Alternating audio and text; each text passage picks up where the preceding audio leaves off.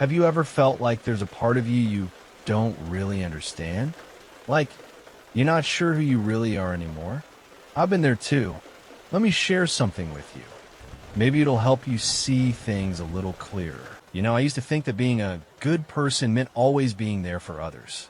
Saying yes, even when my gut screamed no. Smiling when I wanted to cry.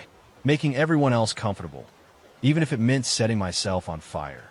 And for a long time, I thought that was love. I thought it was strength. I thought it made me valuable. But deep down, something always fell off.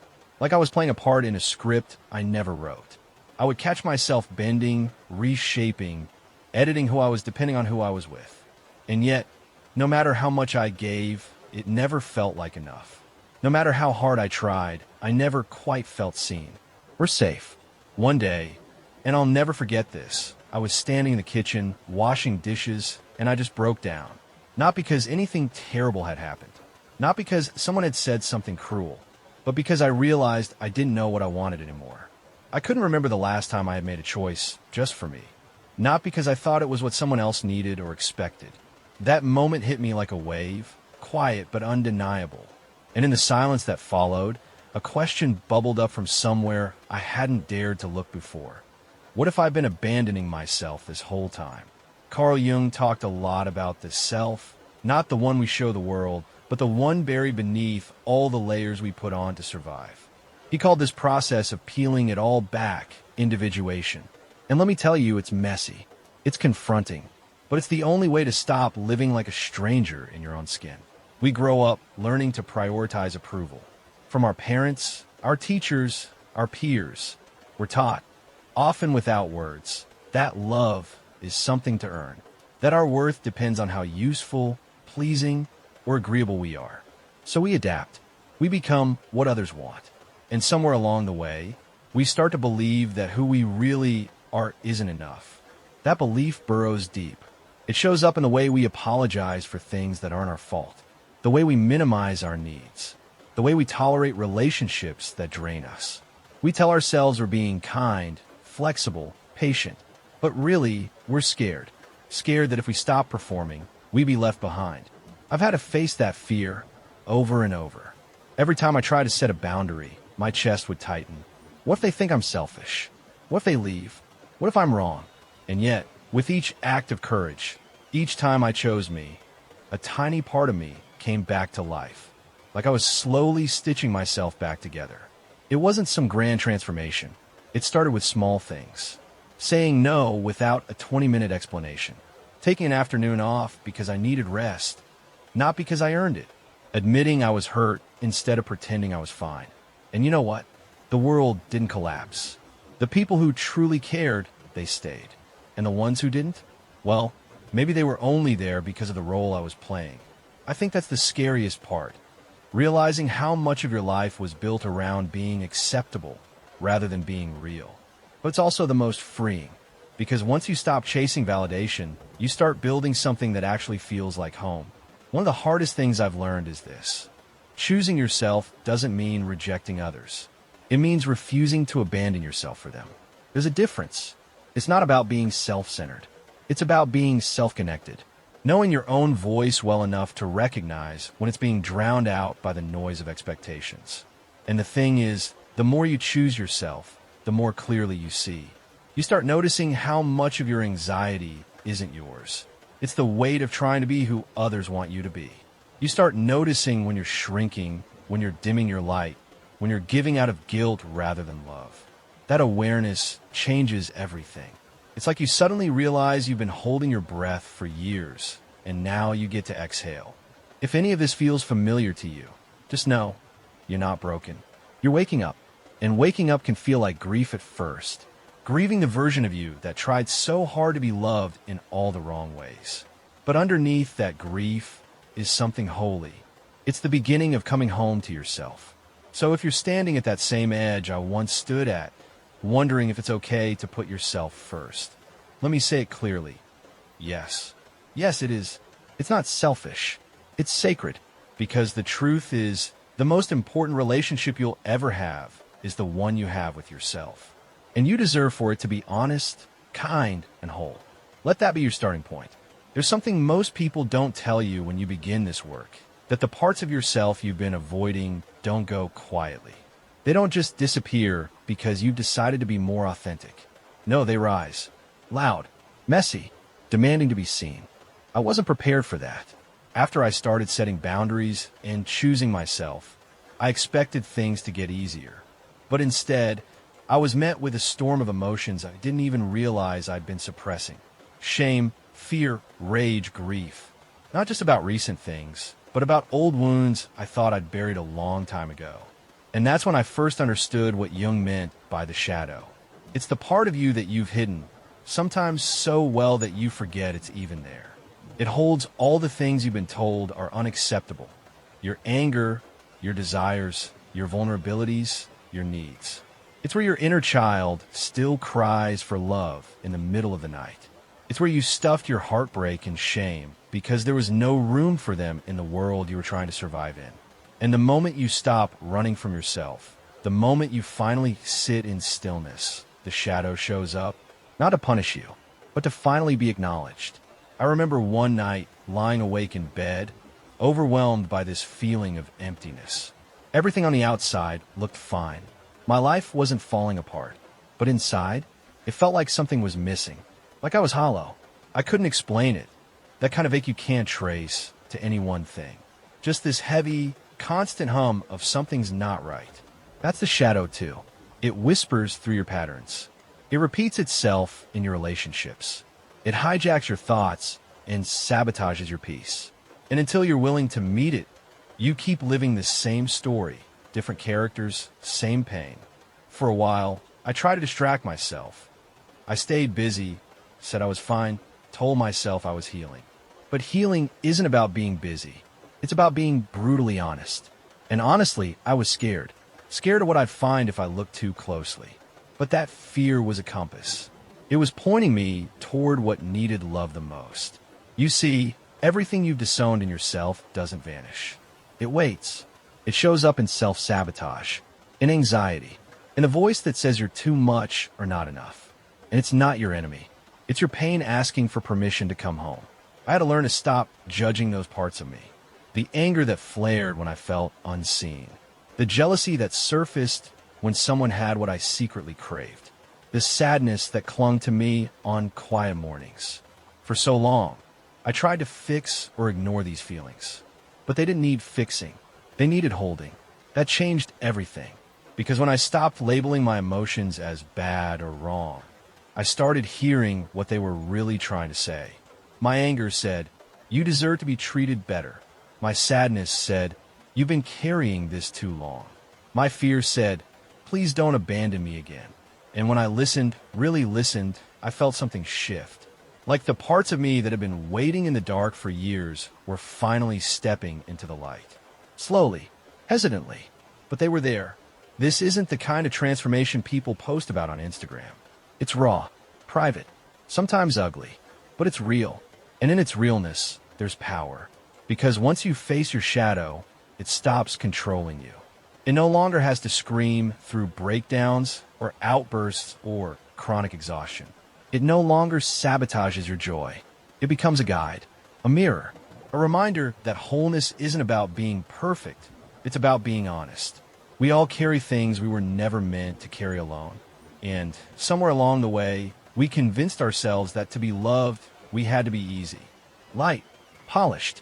But the truth is, the people who truly love you, they don't need you to be perfect. They just need you to be real. And you need that from yourself too. I'm still meeting parts of me I didn't know existed. Still unlearning. Still making room for the forgotten corners of my soul. But now, instead of running from my darkness, I hold its hand. I ask what it needs. I remind it, "You're safe now." Because I've finally chosen to stay.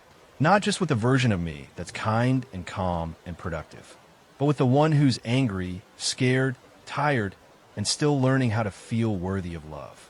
That's what choosing yourself really means. It's not a single act. It's a daily return, a constant remembering that all of you belongs, not just the parts that make others comfortable. All of you. The hardest part wasn't realizing I had abandoned myself. It was seeing all the ways I had let others do it too. That was a punch to the gut. When you start to wake up, really wake up, you can't unsee the patterns. You begin to notice the people who only love the version of you that didn't need anything. The ones who disappeared the moment you had boundaries. The way you smiled through being dismissed. The way you stayed quiet to keep the peace. The way you gave, not because you were generous, but because you were afraid of being left. And maybe the worst part is realizing you taught them how to treat you. Not out of weakness, not because you were stupid or naive, but because somewhere along the way, you learned that love is something you earn by disappearing a little more each day. That realization nearly broke me. I remember sitting on the floor, surrounded by the quiet chaos of my own thoughts, and thinking, how did I get here? I had shaped my life around making sure everyone else was okay, that they were comfortable, that they felt seen. But me? I was a ghost in my own story. And then it hit me. Healing isn't just about feeling better. It's about facing everything you let slide. It's about grieving the version of you that tolerated too much. The one who stayed when she should have walked away. The one who smiled through tears, laughed through loneliness, apologized for simply existing. That grief is real, and it deserves space. Because once you start choosing yourself, people will leave. They'll say you've changed, and they're right. You're no longer willing to betray yourself for a seat at their table. You're no longer performing the role they were comfortable with. And not everyone can handle that. Some people will fade out gently. Others will slam the door. Some will try to guilt you back into being who you were. They'll say you're selfish, difficult, unrecognizable. And it'll hurt deeply, because for a while, you'll question yourself. You'll wonder if you're making a mistake. You'll miss them, even the ones who hurt you, because familiarity has a way of convincing us it's love. But here's the truth. It's not your job to make others comfortable at your own expense. Every time you silence your needs, you confirm the lie that you're too much. Every time you stay in a space that shrinks you, you reinforce the belief that you don't deserve more. And every time you pretend to be okay with what breaks your heart, you push yourself further away. I had to learn that some endings are sacred, that not all losses are tragedies. Some are invitations. An invitation to reclaim your voice, to rebuild your identity, to finally make space for the kind of relationships that nourish, not deplete. But it doesn't happen overnight. At first, the loneliness is unbearable. The silence after the noise of constant compromise can be deafening. You'll be tempted to go back, to reach out, to explain yourself, to make it easier for them to accept the new you. Don't shrink to make someone else feel big. Don't water yourself down for people who never intended to see your depth. Don't apologize for evolving. You're not being dramatic. You're not overreacting. You're healing. And healing often looks like chaos before it looks like peace. There was a point where I realized, with both heartbreak and relief, that some people loved me because I didn't love myself. I was easy to keep around because I asked for so little, because I didn't challenge their comfort, because I made it easy to take without ever needing to give. And when I stopped doing that, when I finally chose me, they left, and I had to let them. Not because I didn't care, but because I finally cared enough about myself to stop settling.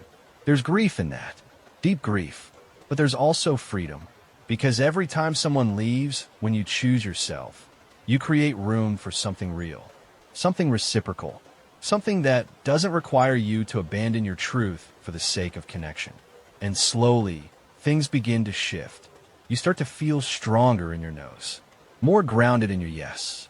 You begin to trust that your needs aren't burdens, but beacons, that your boundaries aren't walls, but bridges to something healthier. You stop explaining yourself. You stop begging to be seen. You stop clinging to what was never meant to stay. And most of all, you stop apologizing for existing in your fullness. The people who are meant for you, they won't need you to dim. They'll meet you in your truth. They'll honor your light and your shadow. They'll love the you that isn't always easy or agreeable or polished, because they're doing their own work too.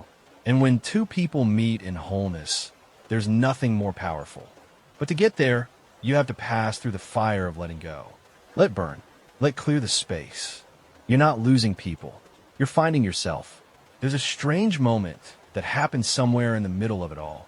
After the grief, after the loss, after the unraveling, when the noise quiets and the world around you stops reacting. You wake up one day and realize how quiet everything has become. At first, the silence feels like loneliness, a kind of emptiness that creeps in when the distractions are gone and the old roles have fallen away. No more messages from people who only wanted the easy version of you. No more invitations to places where you used to pretend to belong. Just space. Wide, unfamiliar space. And it's terrifying. You don't know who you are yet. You've let go of the person you were, but the person you're becoming hasn't fully arrived. You're floating between stories, too far from the shore to go back, but not close enough to see where you're headed. This is the void, and no one warns you about it. Jung called it the dark night of the soul, and now I understand why. It's not dramatic or violent.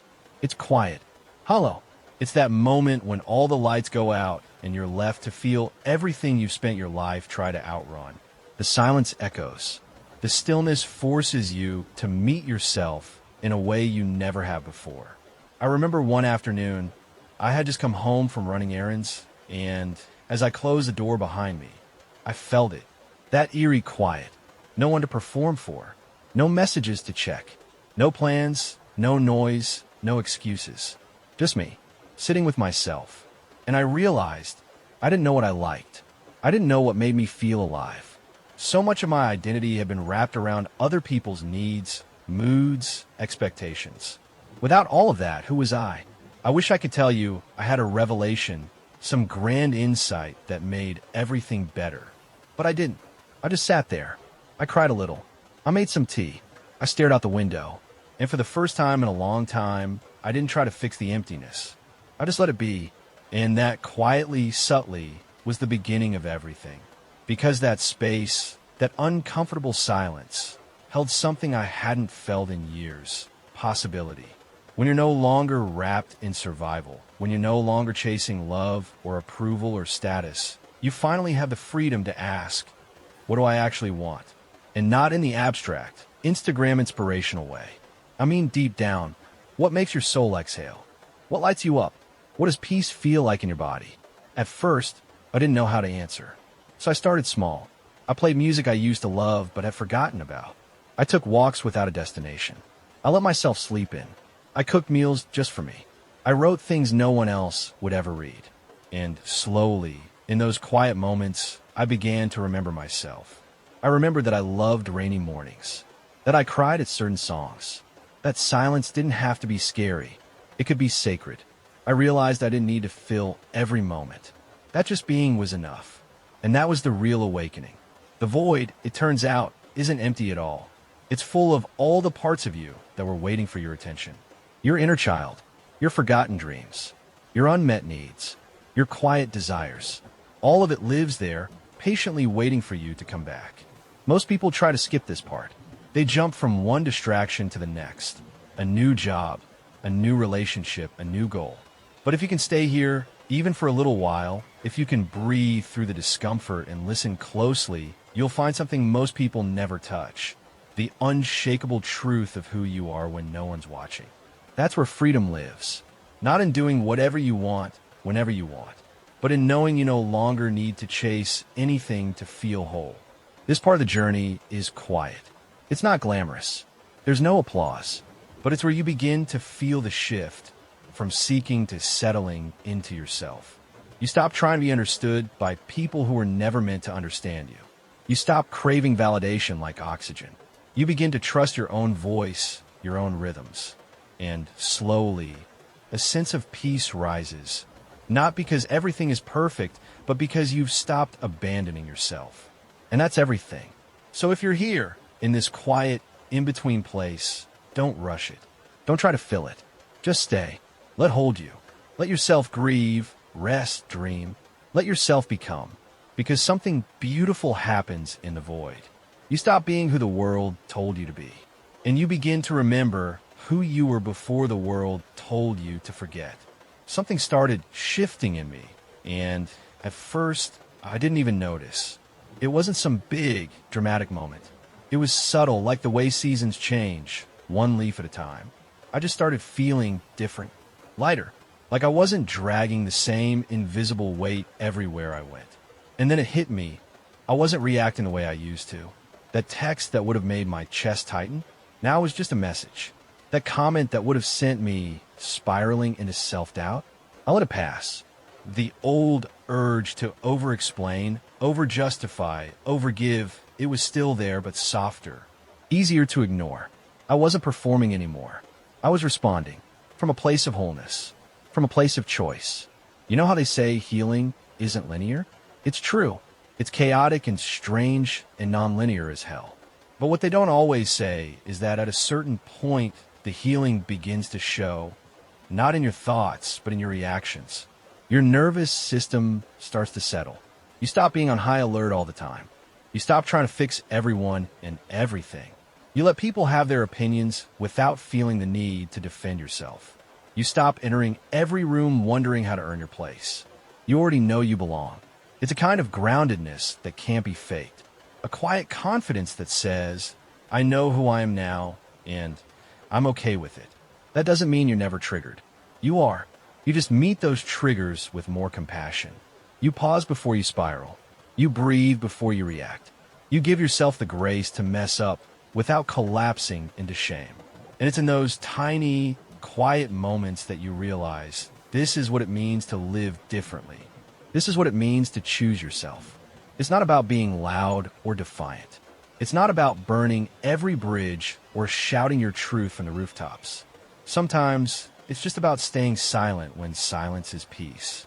Sometimes it's about saying no and not explaining why. Sometimes it's about walking away from what once felt like your whole world. Not because you don't care anymore, but because you finally do. I think that's the real shift. Care starts flowing inward. You begin to care more about how you feel than how you look. You care more about your inner peace than your outer image. You care more about being aligned than being liked. And the world responds to that. The people who use to drain you don't reach out as often, or maybe they do, but you don't feel the pull anymore. The situations that used to throw you off course lose their grip. You begin to see clearly what's for you and what never was. You start filtering everything through a new lens. Does this feel true to me? It's not about being right. It's about being real. I stopped saying yes out of guilt. I stopped forcing myself into conversations where I wasn't heard. I stopped overextending just to prove my worth. And the space that opened up, it was sacred. That space is where I found joy again. Not the loud, performative kind, but the soft, quiet kind that comes when your life finally feels like yours. And I won't lie, not everyone celebrated this new version of me. Some people pulled away. Some questioned me. Some tried to pull me back into old dynamics. But I didn't go, not because I didn't love them, but because I finally loved me more. And that changed everything. People often ask, how do you know when you're healing? And I think the answer is this. You start to feel safe inside yourself. You stop fearing your own emotions. You stop needing constant noise. You stop begging life to make sense. And instead, you start living it as it is. You come home, and home isn't some perfect place. It's a feeling, a soft landing inside your own skin. It's waking up and not dreading the mirror. It's making choices without second-guessing your intuition. It's knowing that even on your messiest days, you are still enough. So if you're starting to notice that shift, even if it's small, even if it's quiet, trust it. That's your soul realigning. That's the universe reflecting your new vibration. And the more you honor it, the more ease you'll find. The more you'll attract people and experiences that mirror this new energy. Not because you're trying to manifest them, but because you become someone who no longer tolerates less. You've raised the bar, not just for others, but for yourself. Not in a punishing way, in a loving way, and you deserve to feel good and safe and whole kind of way. That's the work. That's the reward. And it's only just beginning. What they don't tell you about choosing yourself is that life will test you over and over. Not out of cruelty, but out of clarity. To see if you're really anchored in the person you've become, or if you're still tempted to slide back into who you used to be. And sometimes those tests come dressed as everything you once thought you wanted. An old flame suddenly reaching out.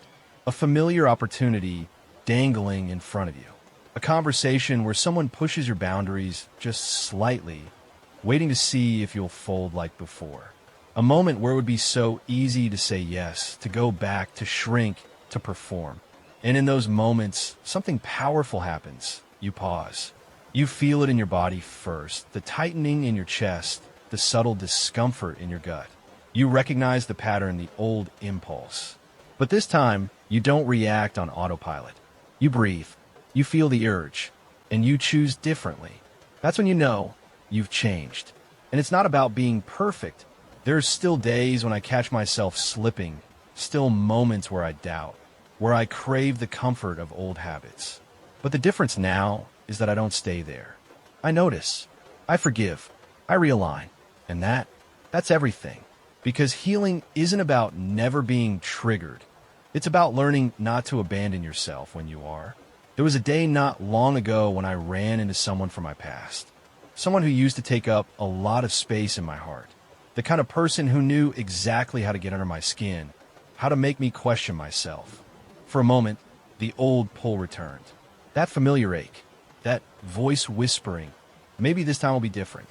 But it wasn't. They hadn't changed. They didn't see me, not really. They still wanted the version of me who would bend, who would make them feel whole at the expense of my own wholeness. And I couldn't give that anymore. I smiled. I wished them well. And I walked away, not with anger, not with resentment, but with peace. Because I finally understood that not every reconnection is a sign. Sometimes it's a checkpoint, a quiet question from life. Are you still choosing you? And I was. That moment stayed with me. Not because it was dramatic, but because it was different. Because I didn't lose myself in it. Because I didn't need to be right, or vindicated, or wanted. I just needed to be true, and I was. That's what this part of the journey is about, the integration. The part where your choices start to align with your healing. Where you don't have to think so hard about what's right for you. You just know, because you've spent enough time listening to yourself, being with yourself, trusting yourself. You've built a new foundation, one that doesn't shake when old storms return. But here's the truth. The world won't always applaud your growth. Some people will miss the version of you who is easier to manipulate. Some will try to drag you back with guilt, with nostalgia, with carefully crafted words that hit where it still hurts. They'll say, you've changed, and you'll say yes. I have, and you'll mean it, because the person you're becoming is softer and stronger. Quieter and more powerful. Not because you've mastered life, but because you've stopped fighting with yourself. There's a peace that comes from choosing yourself so many times. You stop questioning whether you're allowed to. A quiet authority that grows when you realize your worth was never up for debate. And with that peace comes a whole new kind of clarity. You start to see the patterns that once blinded you. You feel the energy behind people's words, not just the words themselves. You recognize manipulation for what it is. You spot red flags before they become fires. You no longer stay just because someone needs you. You stay when it's mutual, when it's respectful, when it's true. That's the difference. You no longer trade pieces of yourself for a connection. You've become the home you use to search for in others. And yes, the test will keep coming. Because growth isn't a finish line, it's a lifelong path. But now, you walk that path with your head up and your heart open. You don't hide your scars. You don't apologize for your needs. You don't shrink for anyone. You walk tall, not because life is easy now, but because you finally carry yourself with love. And that changes everything. There's a moment, and maybe it sneaks up on you, or maybe it arrives all at once, when you finally feel it, the shift from survival to presence. The moment you stop holding your breath and realize you've been breathing deeply, fully, without fear for days now. Weeks even. It's subtle, almost anticlimactic. No fireworks, no applause. Just this gentle inner knowing. I'm okay. Not because everything in your life is perfect. Far from it. Things still go wrong. People still disappoint you. Doubt still shows up. But something in you has changed. You're not lost in it anymore. You don't spiral the way you used to. You don't crumble every time something cracks. You bend, sure, but you don't break. Because now you know who you are. And that knowing, it's unshakable. You don't chase closure. You don't try to rewrite the past. You don't beg for understanding from people who never care to understand you in the first place. You've made peace with the fact that some people will never see you clearly, and that's not your burden to carry. The burden was never the people, really. It was the stories you told yourself about what their love meant about your worth. And now that those stories have unraveled, you're free. Free to write new ones. Free to build a life that isn't stitched together from obligation, fear, and inherited beliefs. Free to love without losing yourself. Free to say no without guilt. Free to walk away without collapse. Free to rest without apology. That freedom, it's not loud. It's not defiant. It's not about declaring anything to anyone. It's in a way you wake up and no longer dread the day ahead. It's in how you look in the mirror and no longer flinch. It's in the way your body feels less like a battleground and more like a home. And yes, the old world will try to call you back. It'll come disguised as old habits, old people, old thoughts. It'll whisper, "Are you sure? Aren't you being too much? Too different? Too selfish?" And you'll smile because now you recognize that voice. You know it's fear. You know it's the echo of a past self still learning to trust the new one. And you'll answer it gently. "I've got this now." Not perfectly, not always gracefully, but fully, presently, honestly, because you've learned to sit with your feelings instead of outsourcing your worth. You've learned to navigate discomfort without abandoning yourself. You've learned that peace doesn't mean the absence of problems. It means you no longer feel like you're drowning in them. That's what real healing does. It brings you home to yourself. And from that place, that inner rootedness, everything else begins to change. Relationships become cleaner. Not easier, but clearer. You stop attracting chaos disguised as passion. You stop choosing people who love your potential but can't hold your truth. You stop betraying yourself just to be chosen. You choose you. Not once, but every day in 100 quiet ways. And the universe starts to mirror that choice back to you. Not always instantly. Not always in the way you imagined. But slowly, softly, life begins to meet you in your fullness. Opportunities arise that feel aligned. People enter your world who feel safe. Peace becomes your default, not a fleeting reward. You stop trying to prove your value and start living from it. And perhaps the most beautiful part, you begin to see the meaning in everything that led you here. All the heartbreaks, the silence, the dark nights, the messy middles. You stop wishing they hadn't happened. You start understanding why they did. Not to punish you, to prepare you. Because without those cracks, the light wouldn't have found a way in. And now you're the light. Not for everyone, and that's okay. You're not here to be everything to everyone. You're here to be real, to be whole, to be you. And that, in this world, that's rare, that's powerful, that's enough. So keep choosing yourself, again and again, until it's no longer a decision, but a way of being. If this felt meaningful to you, it might mean something to someone else too. So hit like, leave a comment, or subscribe. That's how YouTube knows to share it with others. Maybe together, we can help someone see things a little differently.